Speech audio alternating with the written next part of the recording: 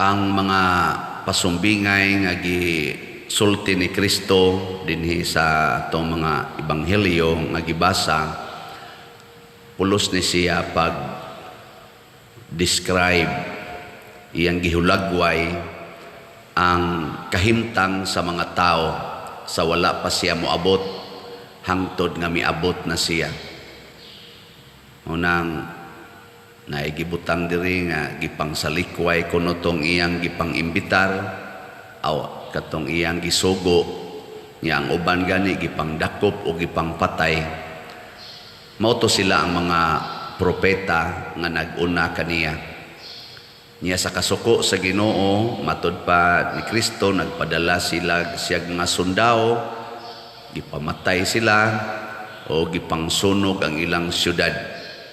Mausad ni sila ang mga anghel na mipatay kadtong agent sa kamatayon nga nipatay sa daghan kayong mga kaaway o misunog sa Sodoma o sa Gomora. Mga kuan ni sila descriptions.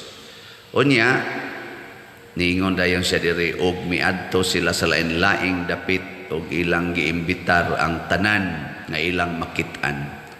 Mao na ni ang nag-describe nato. Dili naman ta mga gitawag o mga pinili nga katawhan nga mao ang mga Israelita apan apil na taron sa imbitasyon. Ya pag-abot na gyud panahon nga nasud na sila tanan didto, ato pa tuo na Ginoo, simba na, pero naa gihapoy wa magsulob sa bisti sa kasal. Gilabay gyapos gawas.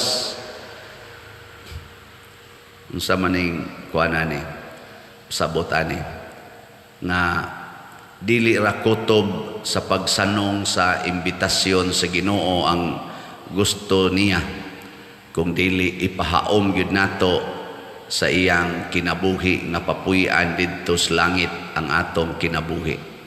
Ug dili gani bisan pag niya natasod sa kumbira, gapuson ra gyapon ta og iiksa sa gawas.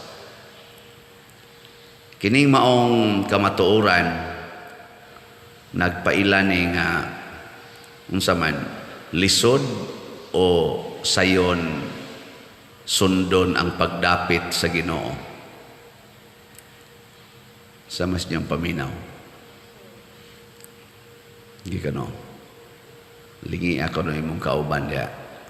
Pangutan ay na og dapiton kas Ginoo mo kuanday ka mo dool dayon ka. Gina. Ina mo dool ka dapiton kas Ginoo.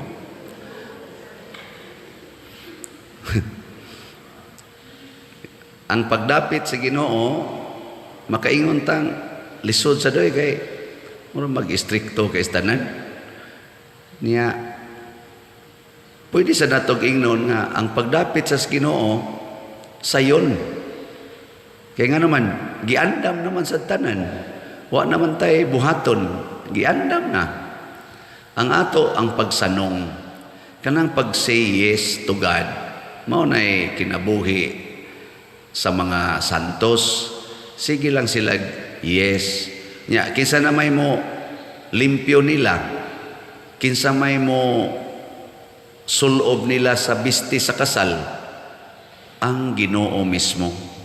Mao nang naa sa atong unang pagbasa niingon ang Ginoo, akong ipakita sa inyong mga kaaway nga ilisan na nako inyong kasing-kasing. Ako paginang buuan og limpyo nga tubig. Siya mo imuhimo ana. Pero ang ato lang i-surrender ang atong kaugalingon. Muratag ka ng bata ba? Matud pa ni Kristo, kinahanglan mahimo gyud gamayng bata. Tanawan ng bata, kisa man mo limpyo anang bata kanang gamay, kisa may muligo ana. Siya di ay. Huwag mo nang pasagdan nga siya ay maligo, na musamot na kaimat ang naong ana. Magduwa ram na slapok. Pero ang inahan na mo ligo, ang amahan, malimpyo na. Ang iya lang, magpaligo lang siya. Pero magsigig dagan, dili gyud mo dool, di gyud siya maligo. So sayon kaayo ang pagsunod sa Ginoo kay iyang himuon ta nga liwat niya sa paagi nga siya rasad maoy mohimo. Ang ato lang, surrender lang. Nang litan, ikaw asawa, lisod ba ang pagsunod sa sugo sa Ginoo nga nag-ingon higugmaa ang imong bana ug pasaylua siya kapituan kapito? Lisod na o sayon?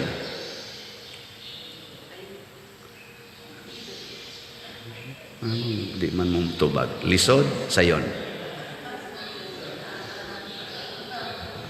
Depende na ninyo. Kamusang mga bana.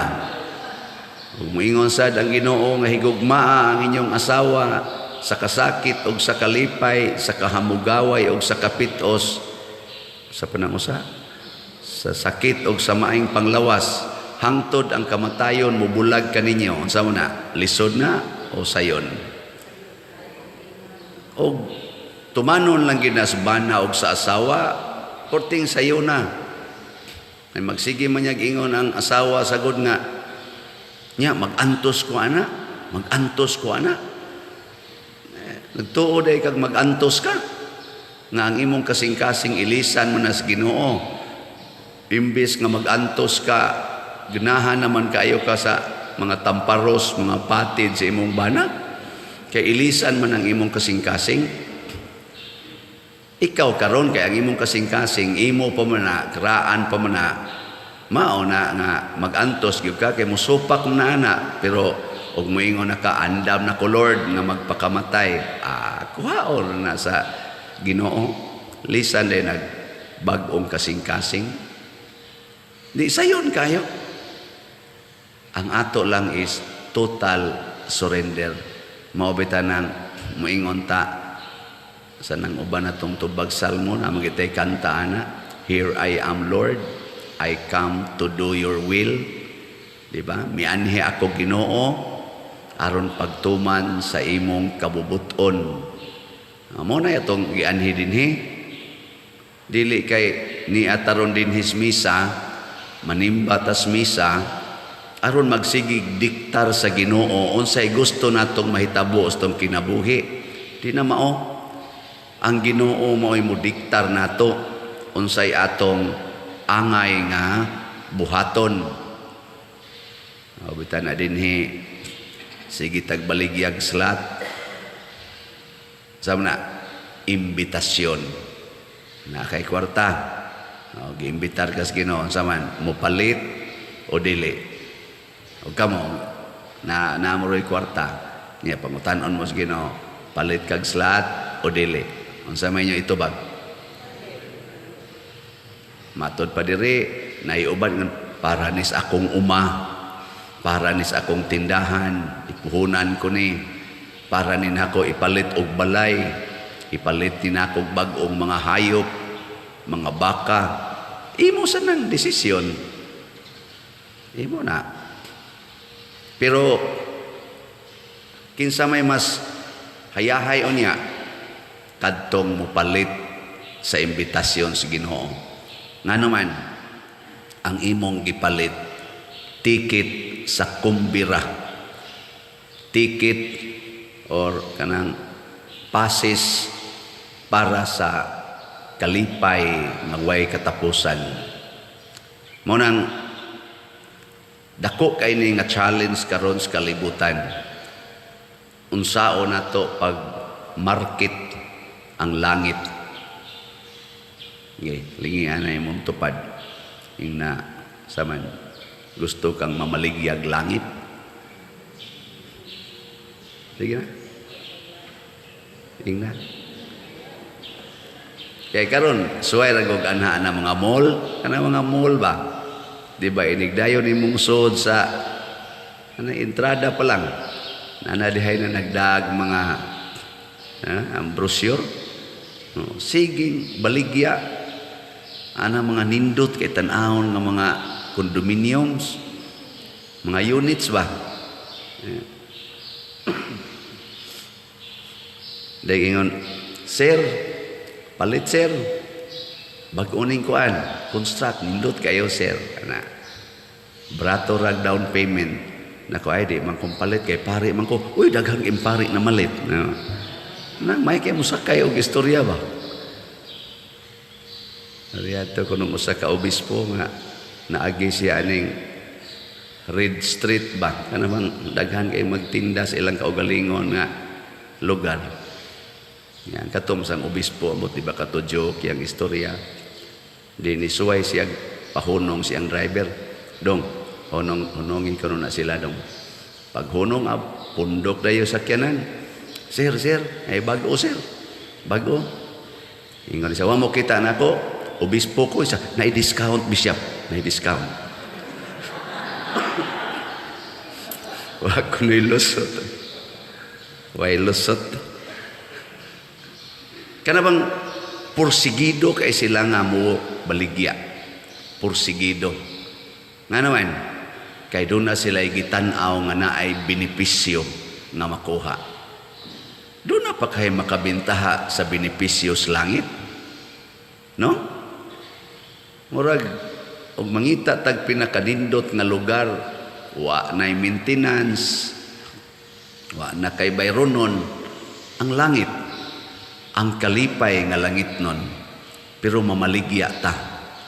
Kung saan man na ito pagpamaligya, ato silang tagaan og sampol sa atong kinabuhi.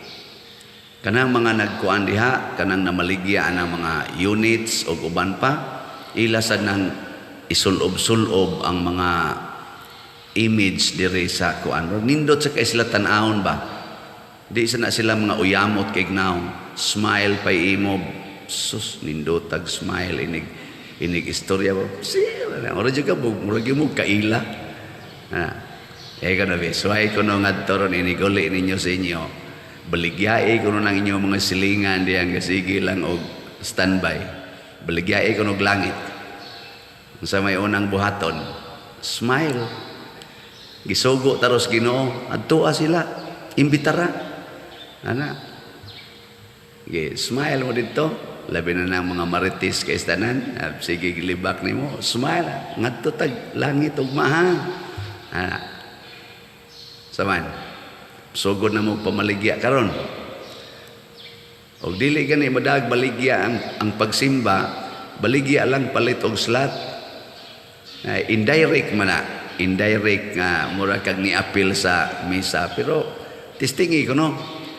Pero ang pinaka nindot nga pamaagi maogyod ang pag-alagad kanila. Si Kristo gidaan niya ang langit nganhis kalibutan pinaagis pag-alagad niya nato. Sa dihang nisugod na siyag pangalagad sa mga masakiton, sa mga linupigan, sa mga kabos, sa mga sinalikway, iyan atong gipang-alagaran ni sugod dayon pagsidlak ang iyang presensya. Mautong daghan na kaayong tao magsigig dool niya. Nya ang sunod niyang gibuhat nganong ang langit na baligya gid niya. Nya purti na rong daghana sa nisunod.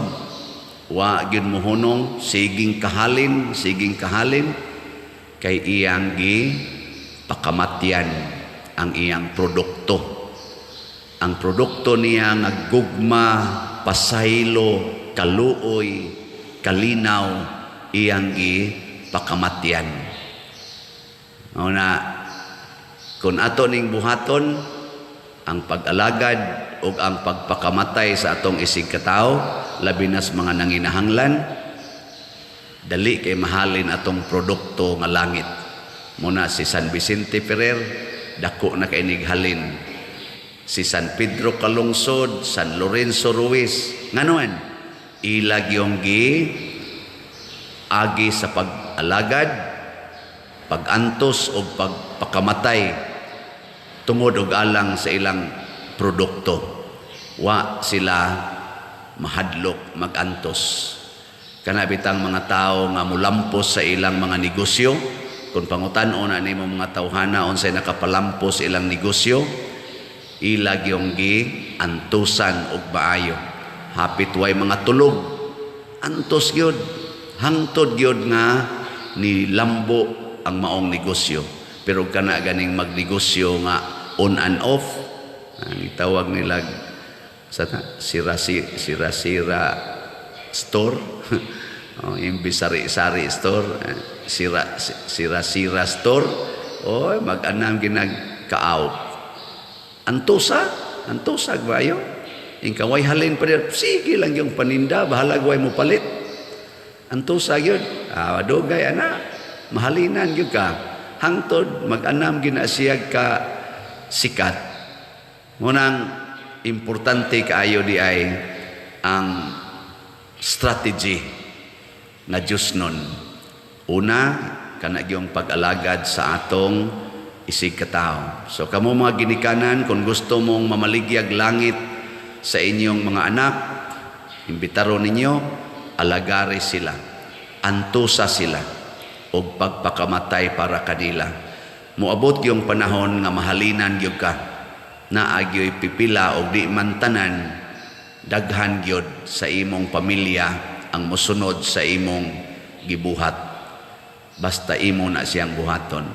Ayaw pagyaw-yaw, ayaw pagsigkasuko, sige lag-alagad. Kada dagko gikaghalin na.